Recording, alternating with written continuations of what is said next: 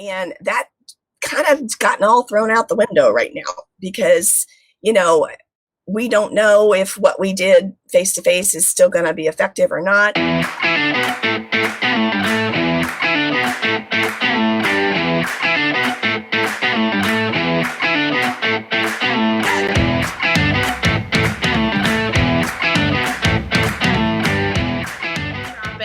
That we have the pleasure of doing in our private Facebook group every single morning, Monday, Tuesday, Wednesday, Thursday, and Friday. We are coming live in this private group at 7 a.m. Central, 8 a.m. Eastern, just to talk shop. And today is a perfect day to talk shop and get our morning started because I have an amazing, amazing guest with me. Karen, do you want to introduce yourself? Yeah. Hi. I'm Karen Mckinley. I am in the Cincinnati, Ohio area. And I wear many hats and have through the years, but I'm curriculum director, instructional coach, ed tech integration, ELA consultant, pretty much whatever they want. That's what they signed me up to do. So, but I was an ELA teacher in the classroom from grades 3 to 8 for a long time. Wonderful. Yeah, I know I've been connected to you for a while, but actually our connection is because of your connection to Chad and Jeff as they were just getting started, kind of forming what is now known as the Teach Better team. So when we had connected and we had talked about bringing you on for a daily drop-in, I was so excited to not only learn from your expertise, but I hope you have a little bit of gossip for me on Chad and Jeff. That's my hope. Well, they'd never been to Frisch's before. They'd met me. And there we go. That is an iconic restaurant in this area. The Big Boy is just really an icon in the Ohio area. But I actually met Chad at the Ohio Association for Gifted Coordinators probably 6 years ago, maybe. I think it actually was the fall of his first year out of the classroom when he was really starting this. And he was in one of the breakout sessions, was presenting, and at that moment, one of my roles was to bring in professional development into Warren County, which is in the southern part of the state. And so I walked my way up there after the thing, and I said, "Hey, do you ever come to places and do workshops?" And he kind of cocked his head like Chad likes to do, and he said, "Well, yeah, I can do that." And so he came down and did a presentation, and we've been just keeping in contact ever since. And I am just absolutely thrilled to see how what he and Jeff created has grown. It's just amazing. And the people that they're touching, and they brought you in, and they brought a couple other people in on the team. And it's just really, they're putting together a very high quality group that's really making a difference in teachers' lives. Oh, so fun to hear that. I love our team. It's like such that we were just talking before we went live. It's just full of good people, good educators trying to do more good, right? And so I think it's so awesome to connect with people that have kind of seen the journey. Obviously we won't touch on this for much longer because we do want to get to people's questions as they're commenting good morning and all these other elements of our daily drop-in. But there is a very special moment of being able to reflect with somebody who kind of was around just as the Teach Better team was being formed, just as we were discovering our why, our purpose, why we felt like this team needed to be created to help other educators be the best they can be every single day and then grow to be a little bit better the following day. And it's just been awesome. I mean, you've known Jeff and Chad longer than I have. And I was so excited to be brought onto this team and, continue to do the work that they set out to do very early on and have definitely scaled from then. So it's amazing to see not only, the small goals that they had along the way, but celebrating, Becky, Megan, Andrea, Bella, Ashley, Jen, Hans. I mean, I go through Emily, all these people that have now brought onto our team that make this possible. So we really appreciate you, Chad and Jeff. I hope you're not listening because I never say nice things about you. So I won't tell them. Yeah, don't tell them. I know this is recorded, but hopefully Jeff and Chad are sleeping and they're not watching our daily drop-in this morning. Got it. Okay. So as people are saying good morning, I know we have Alex here, Holly, Bree, Andrea and baby Luke is here. I do love when baby Luke joins our daily drop-in. Greg is commenting. Greg, it's so great to see you. He was a part of our daily drop-in just a few days ago, and Lindsay's here. So don't forget, if you're participating in the comments, we are here to take questions and do whatever we can do to help you. To be honest with all of you, I had a really rough night with my students yesterday that we can touch on. But we also have more information about when our school year is ending that I just saw in my inbox, like not 5 minutes ago. So I assume that if all these pieces are going on in my own life as a teacher during COVID-19, that a lot of you also are getting new information and needing a brainstorming partner. So Karen and I are here to do that for you and with you. And we want you to feel confident in the work you're doing. So, Karen, obviously with the multitude of roles that you have, how has your role changed since COVID-19 has kind of come to the forefront of the conversation? In a lot of ways, I've been an observer. My roles that I've had, I have 3 contracts right now. And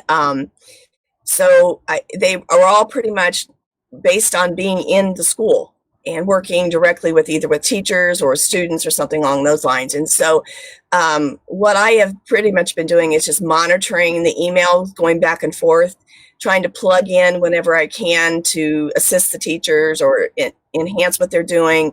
But I am actually just now within the last week or so actually pushing things out and starting to get more involved in not only helping them to kind of sort through all the options they have, but now we're starting to talk about what is best practice. And nobody really knows at this point what best practice is. I mean, there's a lot of theories out there. I think at this point we're looking at what is better practice, what we've seen from the communities that have worked. And I know you, Ray, and a lot of people tuning in today have a lot of different groups there on Facebook or Twitter or the emails that they get. And I've just been trying to glean the best out of those things and help them kind of figure out what to do, but also start looking towards next year. In Ohio, we're out through the rest of the year. That came last week. So, that decision has been made. Districts right now are really struggling with what to do with the seniors and honor them. It's weighing very heavily on everyone's heart and mind. But they also are trying to think about what fall is going to look like. And that is a huge question mark. So, I think what we have to do as educators is we have to set ourselves up so that no matter whether it's distance learning, it's back in the classroom, or some combination of it, we're ready to go. Yeah, and you kind of touched on 2 different things. So let's split those up and go a little bit deeper. One is that you're doing so much to support educators kind of sifting through the information they're getting and focusing on what's most relevant, which I think is such an important topic to talk about. And I love that you're part of finding a solution for that. The other element, and this came up yesterday in our administrative mastermind that we had, we've been having one a week, is, we had educators come together that were all district leaders, whether they were principals or superintendents or directors of curriculum. And they were talking about this issue with trying to kind of end the year, create some sort of closure, and then also welcome back some sort of plan. And really it needs to be a tiered plan for August. And so, there's kind of 2 different roles, whether you're a classroom teacher serving your students right now, or some sort of district leader trying to kind of put the puzzle pieces together and be a strong advocate for your teachers. So have you found like your role maybe more challenging in one or still, is one more interesting in terms of the work that you've been doing thus far? I think one of the, every cloud has a silver lining. And I think one of the most interesting things that I've been able to get involved in is getting the ear of the administrators more. Being that I work in a county agency, I'm contracted to go into different places and I have access to administrators, but, they are struggling with this as much as anyone else is. Their concern their first concern was lunch. That was their first concern. Their next concern was connectivity and making sure that they knew that all students were okay. And they're still working through that. Some of them, they're still having a hard time getting with that. And now but both of those things have kind of started slowing down a little bit. Teachers are starting to kind of hit their stride in what they're doing. And so everybody's kind of taking a deep breath. And so now they're thinking about closing out the year and then what the fall is going to look like. And they don't have the answers. I mean, nobody's written this playbook before. And so one of the things, as frustrating as it is for teachers, once in a while we have to give the administrators a little grace. And, they're trying to figure it out.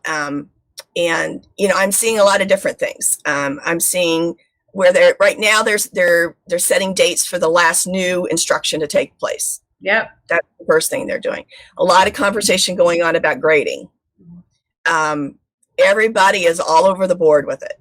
They've all over the board. And, whether they're actually taking grades or pass fail or using it as optional activities, however they do it, in my heart of hearts, I really have a hard time thinking that there's been a lot of learning that's gone on during this time. Now some districts who have had a little bit more higher socioeconomics, that had more experience with technology and things like that. Yeah, I think some of those teachers have just really just kind of, hit the thing. But I have heard from that segment that the teachers were treating it as if they were in their regular classroom, and they were it was just like whatever your 45-minute or 90-minute bell was, that they just turned it into digital, and it's been completely overwhelming to the kids. So I think it's really, they're trying to figure out how to, when to end it, how to end it.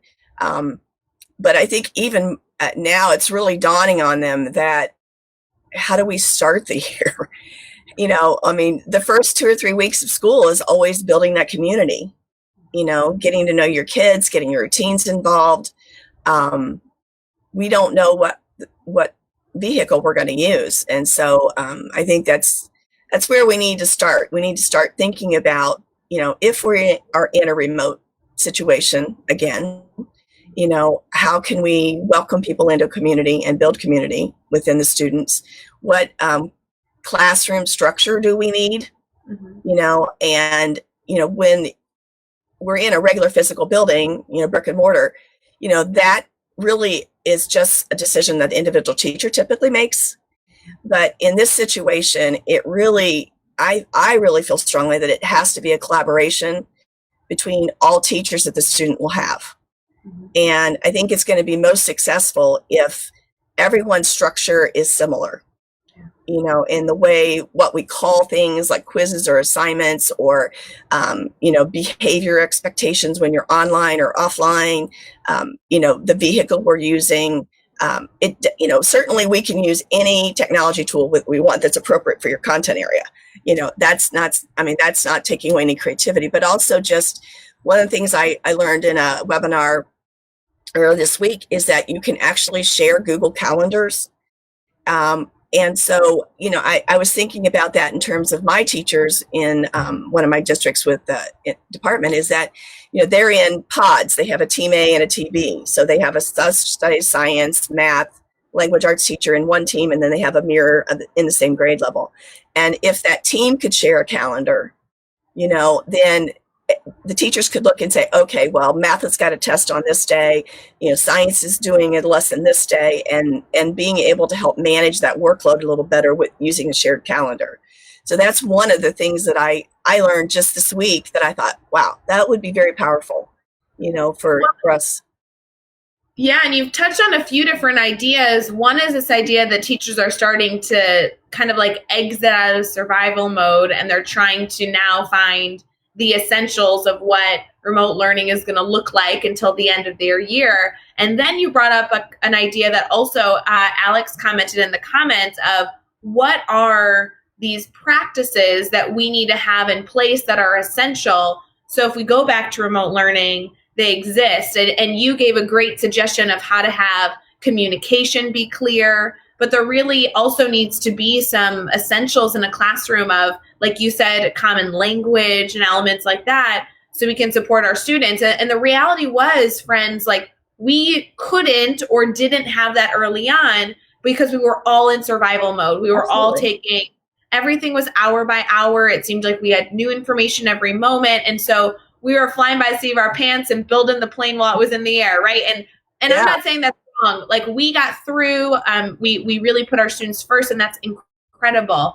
Now that we have the gift of time where we can think on these ideas, not only now, but also is the possibility of August, we really need to do ourselves a favor and kind of put students first again, where we say, how can we develop these systems? How can we develop these structures, these barriers, and this language use, so that we can support our students if this comes up again in August? And the reality is, like you noted, and we also talked about this at length in our administrative mastermind that we hosted, there really needs to be 3 plans of how to come back in August, whether it be fully digital or a blended model or back in that brick and mortar. Because the reality is that, like, we as educators need to be ready for whatever comes our way, right? Right.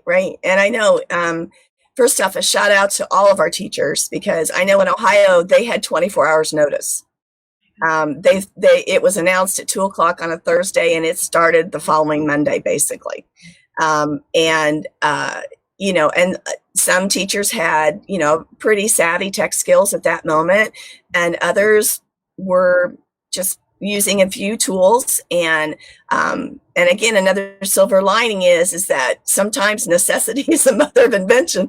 And so they've had to dive in and learn tools. And so that opens up a whole new world of things. But what I think we can do as educators is set our lessons up, either for the first month or for the first 9 weeks, so that they can be used whether we are online or in the classroom, and we can just plug them in.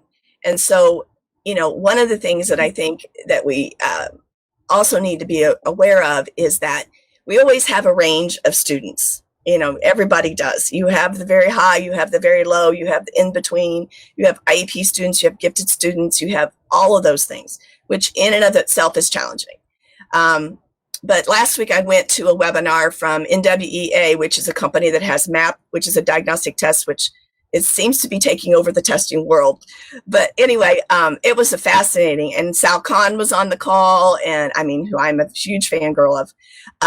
And they were talking about this whole thing. And what they have done is they have taken their data that they've collected over the past years about summer slide and what kids lose from May to August typically, and basically tried to create a model as to how far they think the kids are going to be behind when they come to us next fall. It was fascinating. So what they came up with was, for a gen ed kid, someone who was at grade level, hovering around grade level, maybe a little bit above grade level, they're estimating, again, we all know what models are, their best estimates, right? So, but their best estimate is that the student will end up having about 70% of what you normally see of mastery of when they come to you. When you look at the lower SES schools or students, the picture gets really glum. It is somewhere between 50% and less. And that was a punch to the gut, because, we're used to having students 1 or 2 years behind, but this could be a whole other thing. And, we just need to wrap our arms around that and know, okay, this is what's coming in, what does that mean? And so one of the things that I would recommend, and what I'm going to try and do with my teachers here soon, is one of the things, Common Core is either a happy term or a very ugly term, depending on where you are and what content you're in. But one of the things in language arts it did, which in Ohio was the first time it ever did, was it vertically aligned everything. The standards are the same from grade level to grade level, and it just changes that way. And in this particular situation, that is gold. Because what we need to do is we need to look at the standards we teach for our grade levels, and we need to look at what does that standard look like from last year? What does it look like from 2 years ago? And be prepared to have lessons to meet those things. What does it look like next year? And so you're going to have to, where we used to differentiate assessments, like we would have a high test, a medium test, and a low test before all of these things started happening. We're going to have to now look at the differentiation in our classroom in a whole different way. and just recognize that those kids are coming. And we can use this time to be ready for them, or we can wait and then be overwhelmed when they get there.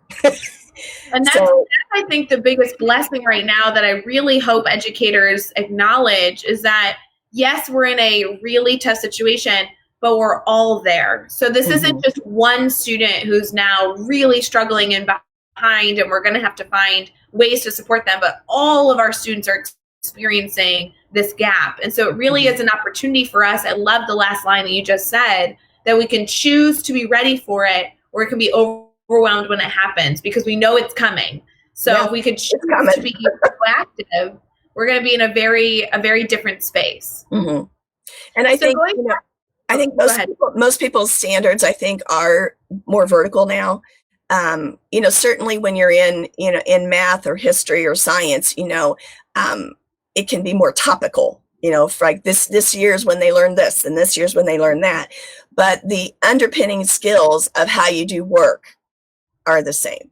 And in those content areas, I think the key thing, and even in language arts, you need to understand what are those underlying skills. And that's where the grid comes in. Really, I mean, the grid method, which is what you guys, Chad, developed at the beginning, where this all started, forces you to break those standards down into the really basic pieces. I mean, when I went to his training the first time, I decided to do it for an argumentative essay, because that is the hardest thing for my middle school kids to do. It's abstract, it's just difficult for them to do. And so I sat there for a good 20 minutes. I didn't even know how to start it. And so then what I did was I just took a piece of paper and I just wrote, okay, this is what a good one looks like, and this is what you have to do. And I just kept going backwards and back planning it. And it came all the way down to one page later of reading a nonfiction article and being able to figure out what the main idea was. And, I took it all the way back. And you can do that with any content area, like in social studies, you want them to learn about, the Civil War. All right. Well, they need to know how to read a textbook. They need to know how to figure out what words are. They need to know how to pick out what the relevant pieces of information are, what isn't. They need to have experience with cause and effect. They need to understand inferencing, and those are all those underpinning kind of skills that, we need to start pulling those out, because if we can shore that up at the very beginning of school, the rest of the year, no matter whether we're in online, not online, somewhat in between, it's going to go so much easier. And it'll help hopefully to close that gap a little bit as well. Well, to be able to find a framework, whether it be the grid method that we do a ton of professional development on for educators, or something else, find something that allows you to use those best practices. You referenced the backwards design, which is essential when working towards meeting targets. We discussed scaffolding. We really support using WebSDOK to scaffold information. I mean, all those pieces, you need really strong formative assessments to track mastery throughout this time. But if you can find a framework that kind of puts all those things together, it makes your life a little bit easier, because then you have these strategies that work for your students versus trying to pull them in and kind of doing things in isolation and not finding that flow, which is really what our students need as they transition back to a physical classroom or a blended classroom or a remote classroom, is understanding the flow of their learning opportunities. So obviously you and I have used the grid method, and we really value the framework, the structure that provides. But whatever you choose to use, just ensure that it has those best practices, because that's going to be your saving grace of, ensuring students are goal setting, reflecting, and all the other elements that we really want to see in a strong classroom. Well, and when I contacted you originally, about doing this, it was after watching a gentleman named Joe on a drop-in, and the conversation was all about the importance of learning how to create videos of yourself. And really quick, Karen, what you're going to get to is so important. It's like the main point I want to make sure we discussed in our time together, because we're getting so many comments wondering about the essentials of remote learning. Can I give a little plug to a webinar series we just launched yesterday to make are aware. And then I really, Karen, want to get to your topic because it's so important. Super fast for anybody listening, if you have not seen, we launched yesterday a teacher webinar series that will go on starting next week for the next 6 weeks called Better at a Distance. And this is not only an opportunity to ensure that you are getting the support you need for the right now, but our hope is that it can also be food for thought as you consider August. So if you want information, I'm sorry, I'm reading it off of my phone. You can go to teachbetter.com/webinar series. And like I said, it's going on for 6 weeks. And what we're going to do is we have a training on a topic. So for example, the first one is remote learning essentials, which is why I wanted to make sure it was brought up now. And we're going to do that training on a Monday. And then that will be saved in our academy for lifetime access. So you can always have access to it. And then we're going to host a debrief Q&A on Friday. So throughout this 6-part series, you're actually going to get 12 sessions to not only learn about a topic, but to be able to collaborate and discuss the topic. So we really would encourage any of you here who are participating in the comments saying, ooh, I really want to learn about the grid method, which is a session that we'll be hosting. Remote learning essentials is another session we'll be hosting. End of the year celebrations for the classroom, educator mental health. These are all elements that we want to make sure we support. And then the last one is about that transition of taking all this information and transitioning it into August, no matter what August looks like. So we are bringing together not only members of the Teach Better team that I know you all know a lot of our faces, but also we're bringing in our speakers network, which are educators that do professional development also around the country to kind of bring in their expertise. So again, if you're interested in looking into that free teacher webinar series, and I did want to mention it is free for our network. We value, we appreciate you. We want to be here to help. You just need to go to teachbetter.com/webinar series, and that can get you the access you need to register for all 12 sessions and have lifetime access to that information in the academy, which is super helpful. So I just want to make sure I got that in. Karen, you were beginning to talk about our daily drop-in that we did with Joe, and Joe was so fun to chat with. And when you reached out, you had an additional layer that you wanted to add to that conversation. Would you mind kind of telling us more about that? Sure. But I was looking at the comments while you were doing your thing, and there was one person else that had also been on an NWEA webinar, and they were talking about that the predictions were based on doing what we've always done. That's true. That's true. But at the same time, what they were trying to do is figure out how what this has done has changed that. Another comment was that the pandemic is actually identifying some gaps we just didn't know existed. And that is also true. So what I'm going to recommend to my teachers and as trying to harness this energy and kind of get prepared is within this concept of videotaping yourself. What I have seen from pretty much everybody that I've talked to is that the most effective videotapes are somewhere between 3 to 5 minutes long. Yes. You know, what a lot of us teachers have done have been to, you know, basically video an entire lesson that we would have done it like a lecture. And that is no criticism. I mean, no, there's no stones being thrown here, you know, but what I'm talking about is for the going forward. So if we take the standards and we break them down into pieces and we create a video for each piece, like 3 to 5 minutes long, right? So if it's in this argumentative essay example that I gave you, that it was the nonfiction reading, we have some kind of little mini lesson that's in there that's 3 to 5 minutes that talks about how do you pick out the main idea in something? How do you find out what's relevant information? Maybe there's another one on cause and effect. Maybe there's another one on inferencing. Maybe there's another one on decoding. And some of those basic videos can be uploaded into your LMS, your Google Classroom, and can be accessed all year long. And so kids can watch them over and over and over again, because I think what we have to realize as educators is that we've always been in the customer service business.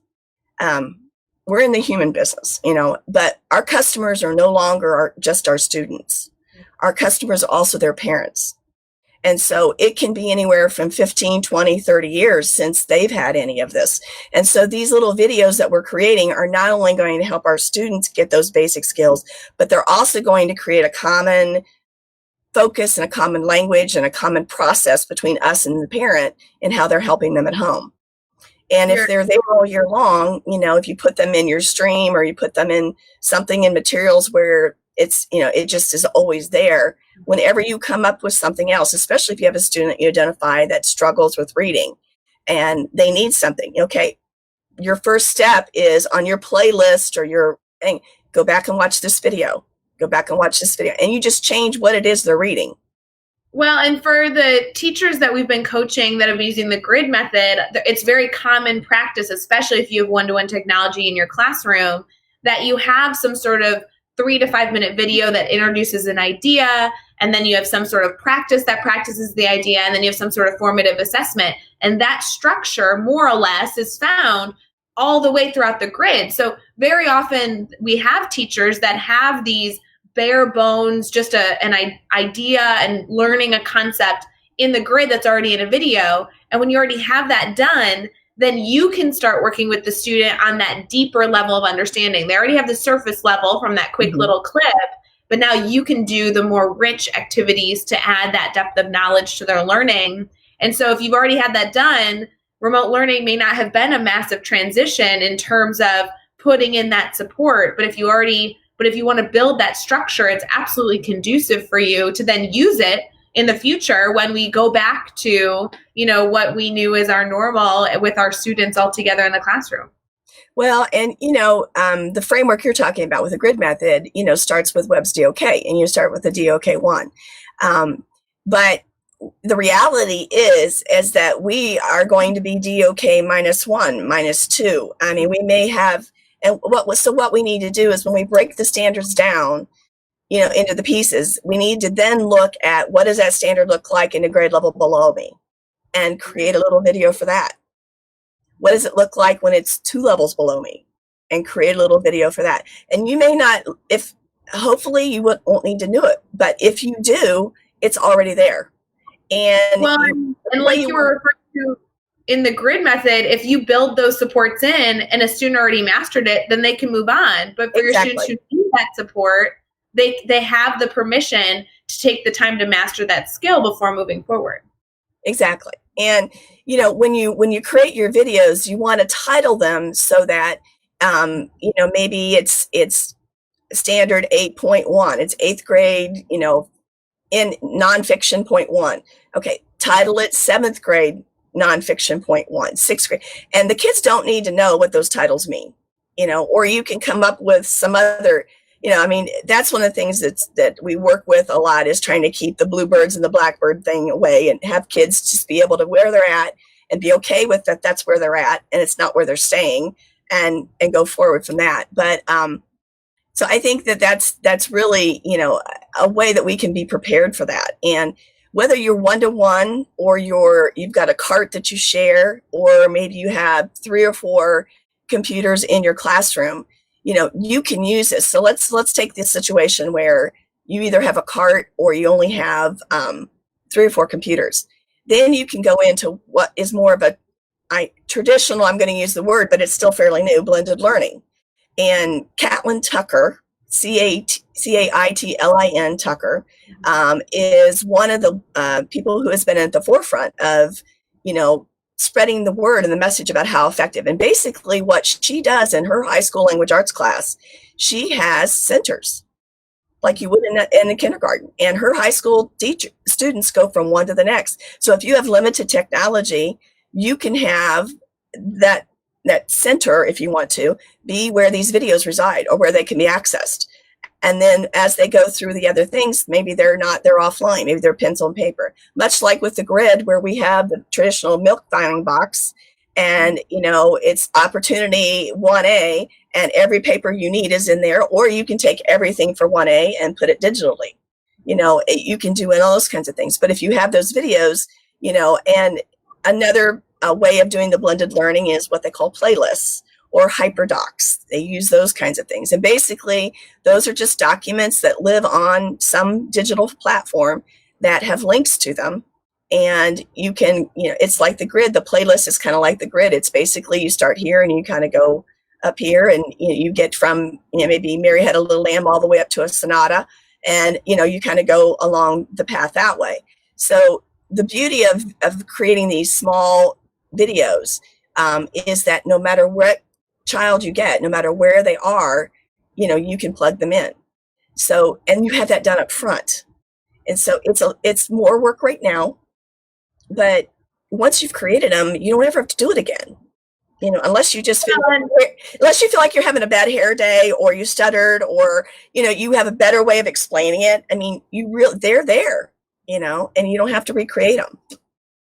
Well, and I want everyone listening, you have touched on so many really valuable ideas. I hope that if you're listening right now and you're saying, oh, I really love this idea, tell me more. There are so many blogs on these topics over at teachbetter.com or reach out to Karen herself, because the variety of things, whether it be how to design a framework, how to utilize videos, how to title videos. I mean, you had so many good little tips and tricks in there. I hope you all choose to reach out to Karen to continue to learn about those ideas, because they really can be lifesavers. I do want to say we've been talking a little bit about the structure of the classroom, and then that grading is always a topic that people like to talk through, and especially those like to talk about standard-based grading, which is seen as this progressive concept. So what I do want to preface, especially with those commenting in the comments, mastery learning is essential. Personalizing students' learning is essential to even get to the point where you can grade students that are more focused on feedback and that standard-based grading mindset.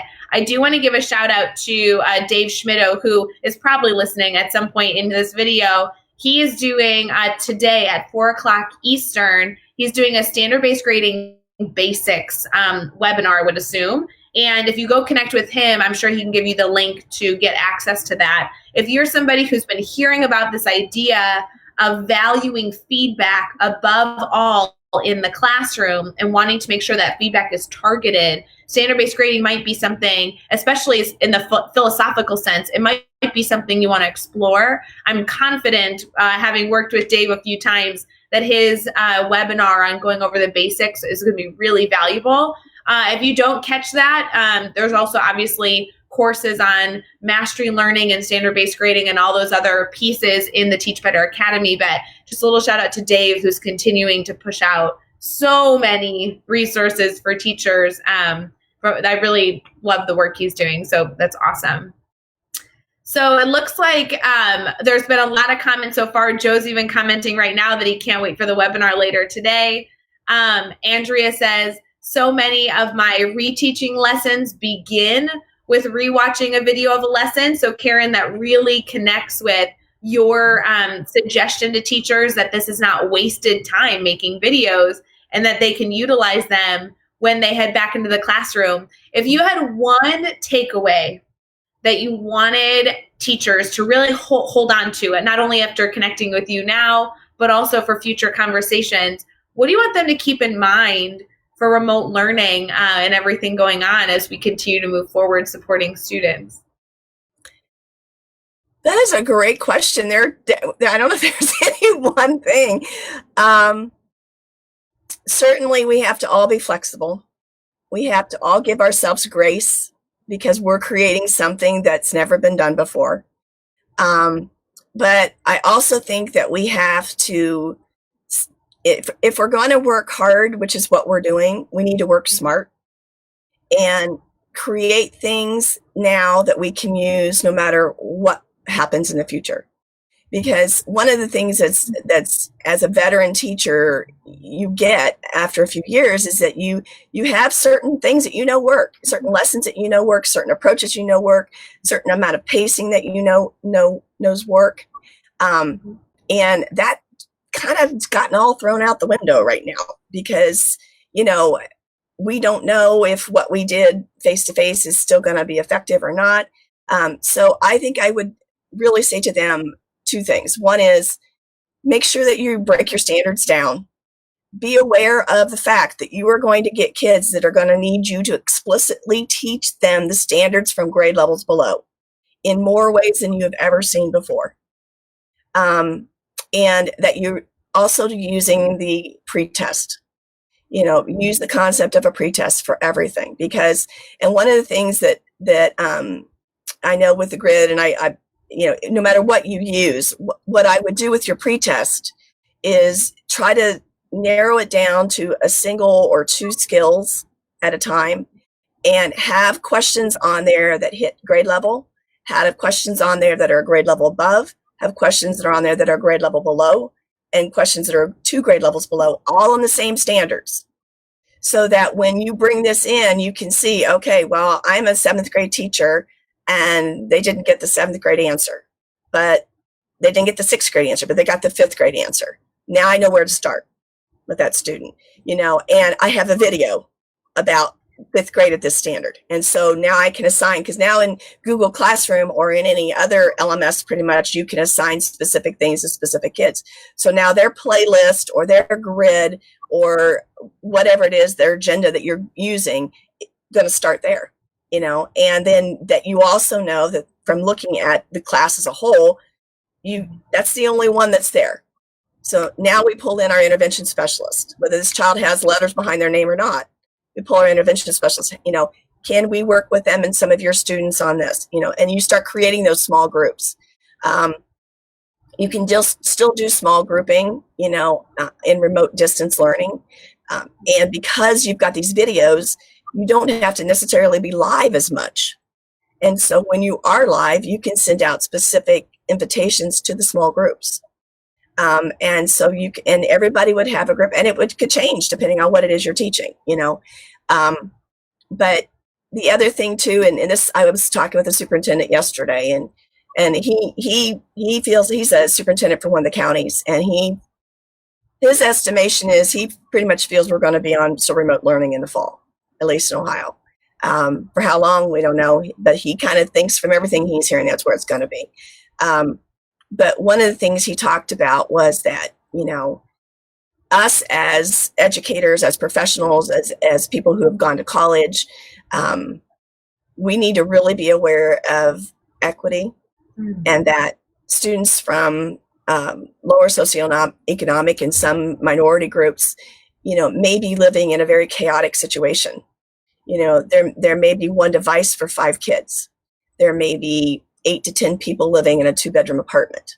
There may be parents that are, working 2 or 3 jobs. There may be, and this is one of the things that's weighed on my heart, stressed families being more stressed, and the possibility of increased abuse of our children. And, and that's weighed heavily on me, because if you get people locked in, even good siblings, can rub each other differently when they're spend too much time together. So, but he said, we really need to be aware of that. And so I think taking these little videos and making the learning asynchronous so that they don't have to be tuned in at a certain time of the day to see you on as a normal course of your structure, that gives the family a lot more flexibility to be able to plug the student in when it's convenient for the family, and you get better chance of buy-in. I don't think that means that we don't have those live sessions. I think it's very important. The kids need to see you. They miss you so much. They do. And we miss them. We do. So I think it's important to have the live sessions, but we could take those live sessions, and instead of it being a whole group thing, we can make them into those small groups. And the way you get those small groups is through pre-testing. And, I know that one district I works with does use MAP. Another one uses Iowa's and things along those lines. And this give you a lot of information, and depending on how adept you are at reading data and inferring from data, it's certainly extremely helpful, but it's not the same as a pretest you've created on a standard. It's not the same. It's never going to give you that level of information. And so while we're still working and trying to figure out, let's create those videos, let's create those pretests at the different levels, and just have them in your little toolbox. And then no matter where you go, you're going to be ready. So spot on, Karen. I love everything that you have shared throughout this daily drop-in. There were so many moments of really great tactical tips that I feel like I could go implement with my students later today. And there were so many different ideas of things that I could be working on over the next few months to break down my standards and really make sure that I'm ready for August. And I really value you bringing these ideas to our daily drop-in because they really are so important for all teachers to be considering. So thank you so much. Would you mind sharing? I'm so confident there's going to be people that want to reach out to you after this video. How can people stay connected after our daily drop-in concludes with you? Probably the easiest would be to use my own personal Gmail account, because I have, like I'm sure you do, Ray, I have several accounts depending on what district I'm in. So it's Karen, Karen dot Mckinley, McKinley, capital M, period, capital ED for Masters of Education at gmail.com. So it's karen.mckinley.m.ed@gmail. One other thing real quick, if I could just add one last little piece to this technology thing. There are things out there that are self-adapting softwares. And to me, this is one of the hidden golden secrets. When I say self-adapting, what I mean is I'm going to use a couple of vendors by name. I'm not endorsing them. I don't get any money from any of them. They just have this particular thing that's in there. But Newsella, vocabulary.com, No Red Ink, Khan Academy, all of those vendors have self-adapting built into it. And so what happens is that either there's a diagnostic test, or as students take quizzes on Newsella, after 8 quizzes, it kicks in on vocabulary.com. After they've taken 10 rounds, it kicks in. No Red Ink, I'm not sure exactly at what point it kicks in, but at some point there's this mathematical thing that's well above my pay grade algorithm that says, based on their answers, here's where they are. And it starts shooting them, when they open it up the next time, it starts shooting them stuff at their right level. And I would recommend that we use those tools for those routine type items. I mean, I'm a language arts teacher. Grammar is not exciting to me. I mean, I have to do it, yes, but that is really boring. Vocabulary is not always a really exciting thing, although Catlin Tucker has this really cool thing she got from Jimmy Fallon that makes it really cool. You'll have to check that out. But the kids love vocabulary.com because it's kind of a little bit of a game kind of format, and it's mastery based. They have to learn every definition of a word. And the same thing with Khan Academy. It puts them where they need to go, and it takes them up there. And so use those tools for some of those routine things, that just have to be developed. And so that you are creating things that are specific to your grade level and your standard and the things that those things can't hit, so it takes less work. I love this idea of purposefully embedding a tool because it solves a purpose for our students. And rather than just, kind of throwing a dart at the wall and seeing what free tool you want to use today, really ensuring that you're incorporating these purposefully. You just gave a number of different examples of how to do that. I really appreciate that, Karen. That's a wonderful tidbit to make sure we got shared in our daily drop-in. One last thing, and I'll let you go. I'm sorry. So a lot of people are using YouTube videos, and there is wonderful options for that. TED Ed Talks are great. They're designed for kids. But when YouTube videos, you have all that gunk on the side, and then you have that auto feature play. And I'm sure I'm not the only teacher who has put a YouTube video up on the screen and then had something pop up on the right-hand side that was like, that's really not appropriate. And so there is a place called safeyoutube.net, safeyoutube.net. And you take your YouTube videos URL, you plug it into that, and it creates a brand new URL, and it gets rid of all that garbage. And so when you upload that URL into your Google Classroom or your Element, and when the kids open it up, all they see is just the video. And they don't see, there's no automatic forward thing. It's just, and I got that at ISTE a few years ago, and it was a life changer for me. It just gives you the confidence to be able to use what's already been out there. You just have to be a critical looker at it. I mean, you have to look and see whether it is high quality or not, because there's some stuff out there that isn't. But anyway, so that's my last tip for the day. No, it's so good. And the reality is that in and of itself is an example of a tool that teachers have been wanting to find. And Tammy's actually asking for that URL again, so we're going to get that for you in a second, Tammy. But all these resources, that the idea that you're like, why doesn't this exist? It probably does. We just need to make sure you have access to it. So, small little ideas like that. If you're not sure where to find something, but you feel like it must exist because it's going to serve your students better, ask, use this PLN, Google it, find those resources because they do exist and they are extremely beneficial for our students. So would you mind sharing that again for Tammy? Yeah, it's safe, SAFE, YouTube.net. And I think it's a nonprofit organization. I've never seen any ads or anything for like a premium version or anything like that. So, and I've been using it for years. So it's really easy, and it's just gives you a lot of peace of mind. I love it. Have some naked people show up on the side of your, or an advertisement for something that, I don't even understand what that is. So. I love it. Well, Karen, thank you again so much for choosing to join our daily drop-in. You had so many different elements I know people are going to go look further into and reach out to you to ask further questions. And we just really appreciate that you took the time to share your insight and your resources with us. So I really, really appreciate you so much. And for everybody else, I hope you join us tomorrow morning and every morning, Monday through Friday, for our daily drop-in. Don't forget that these are available on YouTube. If you missed a little bit or popped in late, you can always catch those. And there are also bonus episodes on Teach Better Talk podcast every single day. So you can see that. Don't forget also, we have so many amazing guest bloggers that are sharing their insights over at teachbetter.com/blog. So if any of these ideas were interesting, we might have a blog on it over there. So you can go check those out as well. But Karen, thank you again for donating your time. We really, really, really appreciate you. And we can't wait to see what people do with your tips and tricks. Well, it's been an honor. And this group is, if you're part of this group, you are a dynamic innovator. And I just give you all the applause in the world. And, you just give yourself a little grace as we're working through this. And we'll all get through it together. We will so much. Thank you so much, guys. Really appreciate you. See you later.